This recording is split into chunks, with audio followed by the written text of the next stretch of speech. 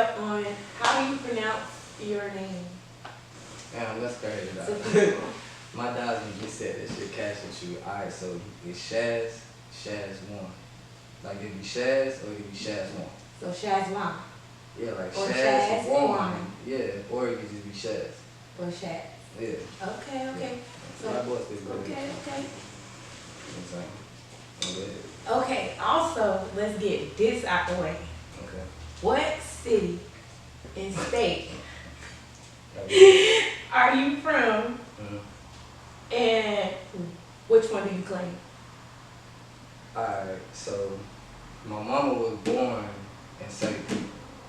Okay, so I can't I guess after high school she kind of slid to Arkansas. Whatever happened, whatever, woo woo, you feel me? She told granddad to come get her, whatever. He came to come get her, then I guess that when she met my pop. So I was born in Arkansas. But then after that I moved to Dallas, Fort Worth, I moved to Texas, then I moved to Tennessee, then I moved to Florida, then I moved to Georgia, then I moved back to Florida. So it's but I feel like I'm a Tappan with anything. I'm definitely a north side, man. I'm definitely a Tappan. Okay, okay. So out of the 5, which one do you feel is better for you? For me,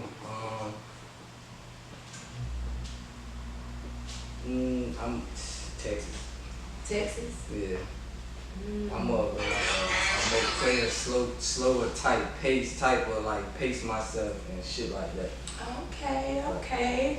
So which one you feel is better for your career? Probably Atlanta. Atlanta? Yeah. Probably Atlanta. Hello. Okay. Yeah. Do you see yourself assisting to build or have real estate in any of these states? Yeah, every Since single one. you know you move around a lot. Every single So, one. you know. Yeah, of course. I feel like shit, even if I don't know, just me personally, I kind of feel like it'd be a major thing if I could touch every, you know what I'm saying, like every youth or somebody in the city type shit. Okay, okay, okay. So speaking on the youth, right? Yeah. If you can go back and show love to every school you've ever been to,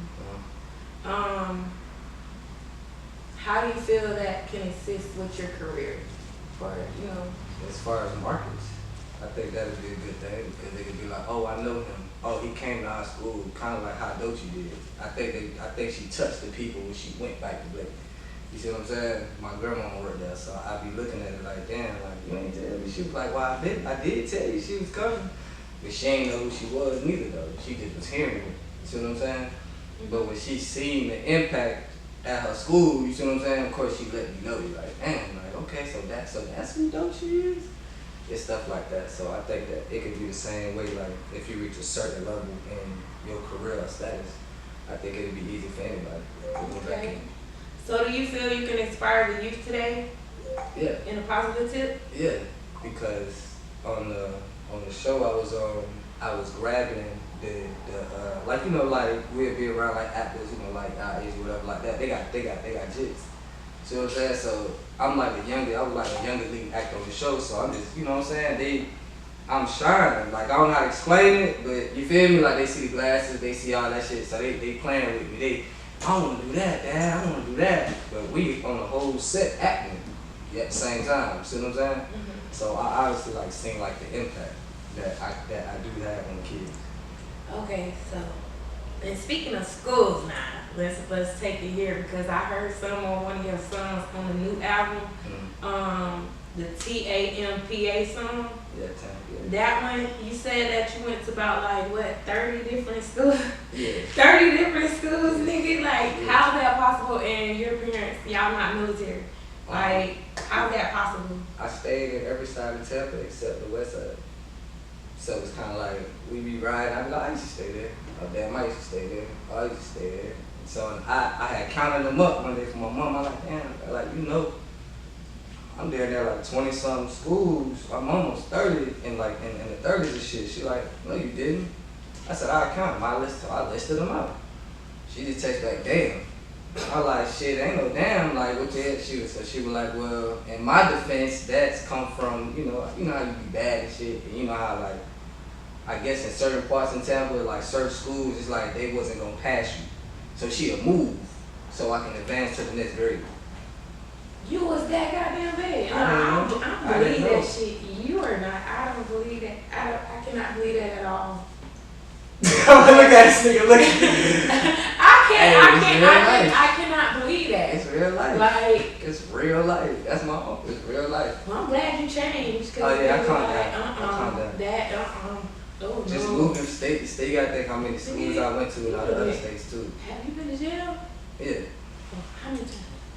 Like they like 3. Okay, that ain't that bad. Okay. Yeah. Who music raised you in the city, and who did you listen to most? I mean, you gotta give it to old boy. But I gotta say, if you really gonna keep it real, you gotta throw. I think it was like a variety, cause you gotta say Rated R too. You gotta say Tampa Tony. Yeah. Mm-hmm. You gotta say, yeah, like, cause me coming in it from, I've been here since '99, so I thought City Boy came out when I was in the spring, so like, I think like 03, 04 or something like that. Of course, we hearing that, you feel me? Cause he had the dread, he was rocking. Then you got Tampa Tony, you got Rated R, you got Squirjo, you got Lil Key, so I think pretty much like, just like that love, whatever, you know what I'm saying? But Okay. I don't want to say just like Tampa people just rating musically though. That's just what I heard. But if you want to say somebody that was in Tampa, like you got something Plies or something, because he stayed here, and he kind of got influence based off our sound. Like his whole sound, in a sense, it's our shit. Okay. So, true. Yeah, for real. Okay. Do you feel that DJs should want to break new music off the strength of the city just because it's the city and everybody wants the city to win? Yeah, because if you're a DJ, you pretty much control the party. So if I teach you the business on like why wouldn't you want some percentages in whatever that you can play? Right. You see what I'm saying? If I, you know what I'm saying? I asked him one day, like, so what PRO you with? He couldn't tell me. He wouldn't know what the hell it was. So I'm like, okay, ask out the MIC, said like, which one you with? He ignored the question. Okay, cool. Text him back. Hey bro, so look, what about this? He answered something else. I said, hey bro, you had answered the other question? Oh nah. I'm like, okay, so which one you with? Oh nah, I don't know. I ain't with none of them.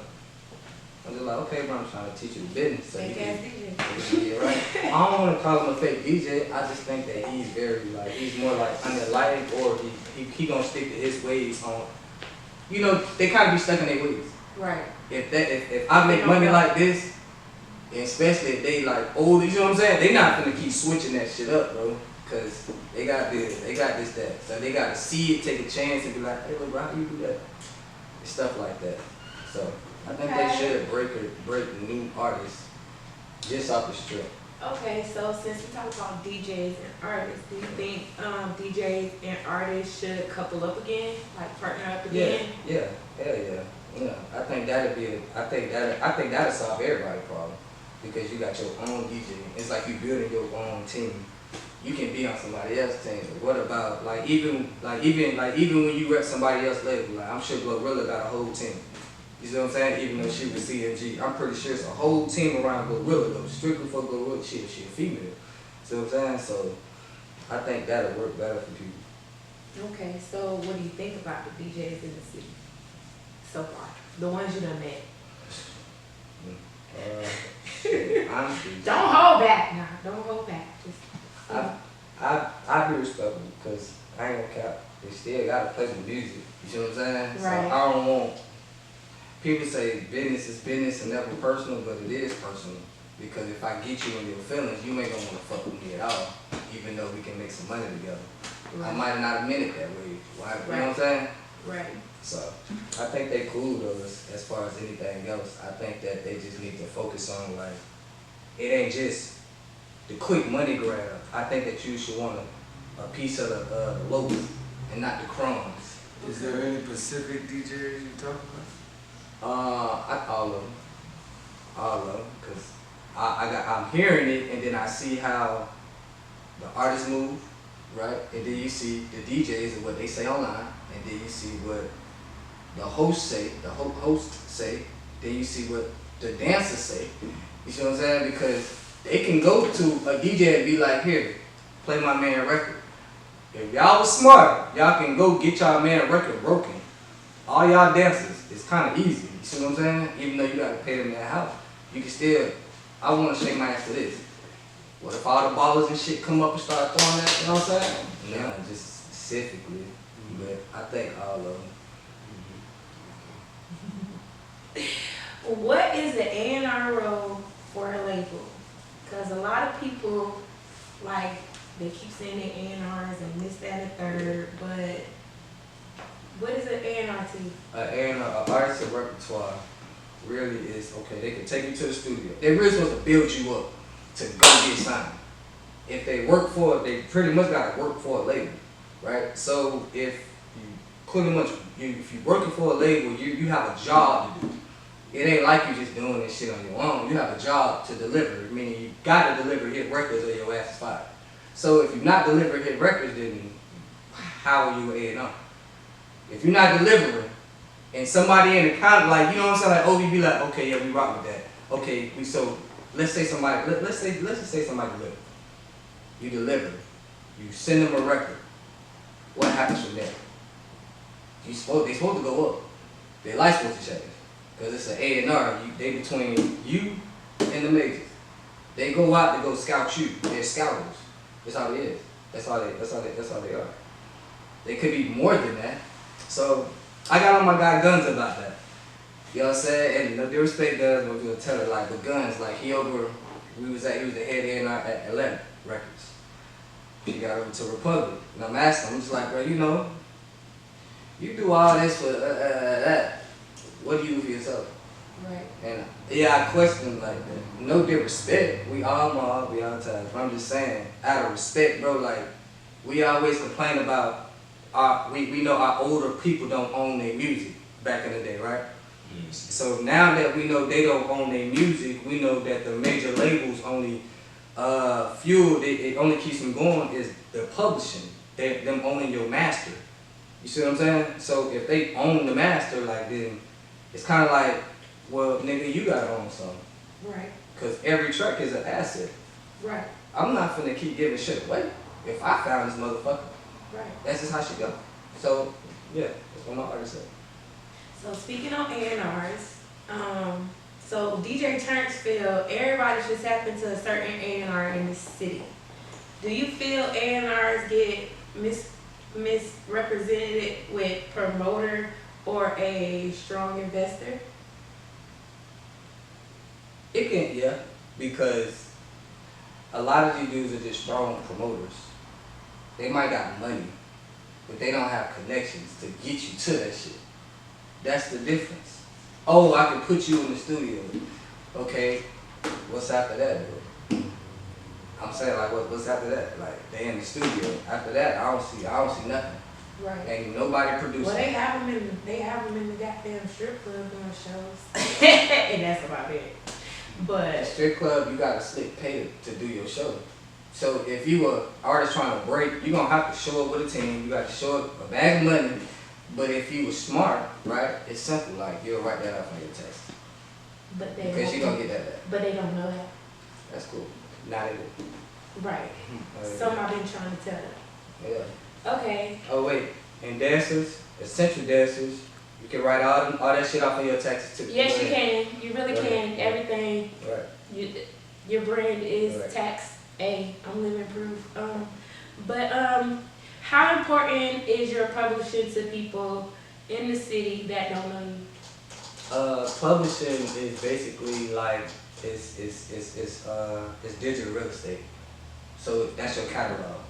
So if you own a house and like our people do out here, they like to sample shit. Mm-hmm. So you can't go to somebody's house and just try to take shit or build something on their land.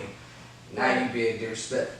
You ain't even ask. So you know, motherfucker come collect and it's just what it is. You see what I'm saying? So I said it like a sample. And I think that's like a lesson that a lot of artists in our city need to learn. Because they won't just come take some bread from you, they can take your record from you. Or they want majority of it. You see what I'm saying? Okay. Diddy gotta pay, like I told Cash, right? Like Diddy gotta pay him $2,000 a day, just cause he used that "Will Be Missing You" after Big died. Him and Faith Evans, that 2,000 come out of his shit. See, Faith, all them was Diddy artists. All them started under him. Right. Married everybody. Just imagine how much money he made a day off of it. Right, for a year. I think that's his that's his highest paying song. That's his highest paying. That would be every day. Yeah, that's his highest paying song. So. God damn. I need to get into the club. I need to get into the club. She was so mad. Maybe I need to become an artist. I mean, the streets is like the industry. That's what it is. Okay, so what do you feel about the media pages that typically have going around? I think that honestly, they should be more responsible and study other media pages. Why do you say that? Because like if you gotta, so when we get up, right? We possibly, I think all of us get on our phone. I don't know, y'all got kids, so I don't know. Y'all probably tune into that. But after that, you feel what I'm saying? Y'all go and look at y'all phones, you see what I'm saying? Mm-hmm. We all got Instagram. Mm-hmm. I don't know how long y'all spend y'all time on the gram or on Facebook or whatever. Your news feed is pretty much like what you digest. This is what's feeding your brain. It's kind of like what you eat. You see what I'm saying? So if all they're posting is bullshit, right? Come on, man. You gotta like your people because everybody follow this page. So you're using this page just to play around with. Right. I take it different. I take it more personal because I'm in a city that don't know shit. And, Right. I look at that as disrespect, and you disrespecting our people. Right. Because you're not feeding them the right shit, and then you're making them pay for you to feed. You see what I'm saying? But if it's something very enlightening, bro, you can just do that because you post all the other bullshit for free. Right. So, Okay. just study other pages. Right. Okay. Thank you so much. I'm gonna go home and study other pages. Yes, I'm gonna go home and study. Okay, so your top 5 industry artists are? Ooh, sheesh. Alright, Ross. Florida boy first. Ross. I'm gonna say Rose. Shit. Biggie. I'm a Wallace.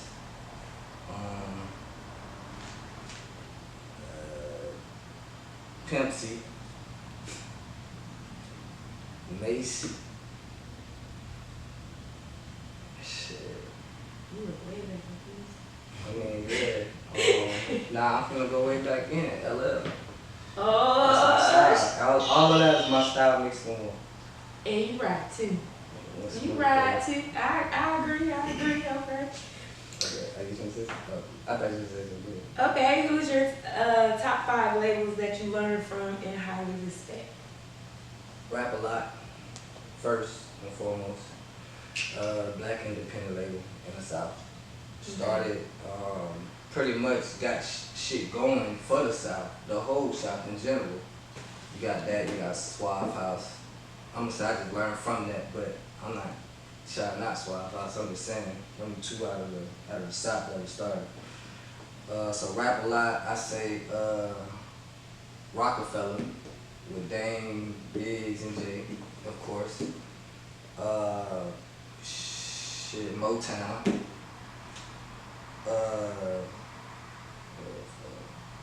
Death Row. Okay. And shit, I mean, you kind of gotta throw Bad Boy in there. You got, I ain't gonna disrespect the legacy. Yeah, my cousin worked for Dewey, so like, yeah, I say like Bad Boy because all of the '90s music that we call we call the golden era. It's the golden era in a sense because he sampled everything that came before that the labels on. So they gonna push that shit all the time. So we gotta take the baby off. Man. Let's not talk about me. Oh shit, man. Because that conversation goes said so we many gotta take ways the right baby now. off. Oh shit. You can't say stuff like that, Robbie.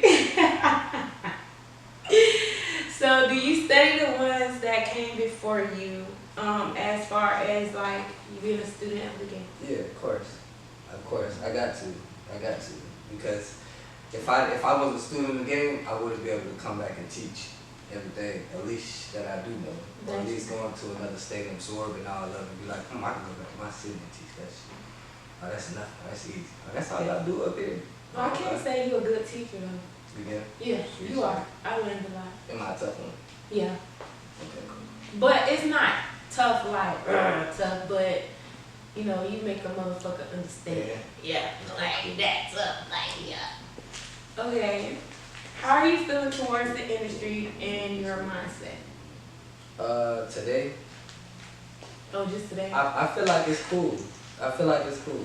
I feel like it's not in a tough place where people say that it is. And a lot more people can understand partnerships and joint ventures, they'll be alright. Right. Because you can still own your shit. That's what the conversation's gonna be about. Oh, I wanna own this, I wanna own that. Okay, so you wanna own 0% of nothing. Or you wanna give somebody some percentages, you know what I mean? They might have a bigger market than you. Right. So why would you wanna give them some type of, you know, something on your house? See what I'm saying? Okay. Well, you just said today. So you said just today. So that goes like on other days? Yeah, Okay. that's how I feel. That's what we had today in the apartment. Okay, that's what we at today. That's just what we at today. Okay. So I heard the project. Congratulations on the release. Wait, that was today? Yeah, today. Today, you know, but I heard it, you know, way before today. I got sneak peek.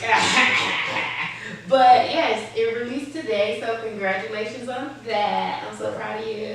You heard the whole today, though. I love it. Yeah, I heard the whole today. The whole today. Yeah, because I heard bits and pieces, you know what I'm saying? You know, when pretty girls, you know, meet up, link up. Mm-hmm. Then you got the red hair era. I think that's my favorite one. Yeah. Then you got Bosses Date Bosses. That's my second favorite one. Yeah, everybody go listen to that. Bosses Date Bosses. Don't come this way if you ain't no boss, baby. I'm trying to say you gonna get shut down. She really roll like that, bro. Like this really. motherfucker really. She's going to deny certain niggas if you ain't the head of your shit. I don't know.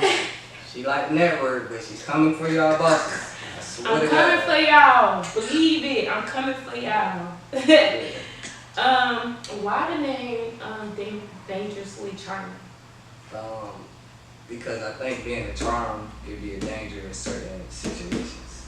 So like, this one time I got fired because I didn't know he was talking to this, whoever the head guy was. He was younger than me at the time, so I didn't know who he was talking to. You know what I'm saying? I left the job, came back up there. You know what I'm saying? I told him I was gonna come back. I'm up there just charming the shit out of this girl, you feel me? And he tried to come up like, are you talking to my customer? I'm like, I thought you was gonna say your girl.